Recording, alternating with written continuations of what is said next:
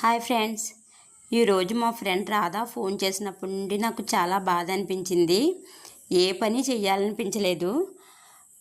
మీ friend phone చేస్తే నీకు బాధ ఏంటి అక్క అని మీరు అడగవచ్చు. చెప్తాను వినండి. మీ అందరికీ కూడా ఈ విషయం గురించి తెలియాలి. ఇటువంటి మనుషులు ఉంటారా, ఇలా ఉంటారా అనేసి నేను అప్పుడే అనుకున్నాను.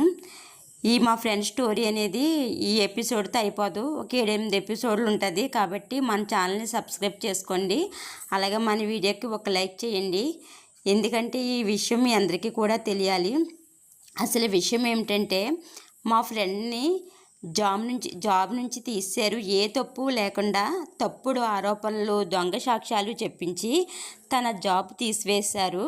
మా ఫ్రెండు తన జాబ్ని చాలా డెడికేషన్తో, నీతి నిజాయితీగా చేసుకునేది. ఆత్మాభిమానం కలిగిన వ్యక్తి.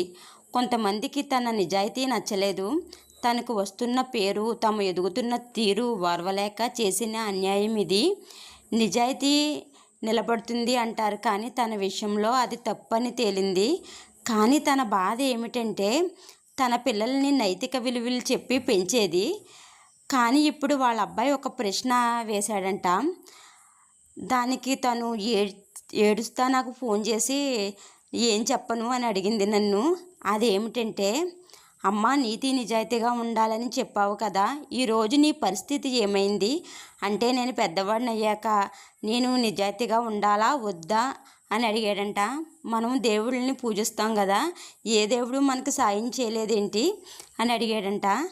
నిజంగా తను ఆ మాటలు చెప్పి తను ఏడుస్తుంటే నా కళ్ళల్లో కూడా నీళ్ళు తిరిగాయండి. ఎందుకంటే తను చాలా ధైర్యం కలిగిన అమ్మాయి, అంత తొందరగా ఏడవదు. కానీ ఏడుస్తూ చెప్పేటప్పటికి నా మనసు కన్నీళ్ళు ఆగలేదు.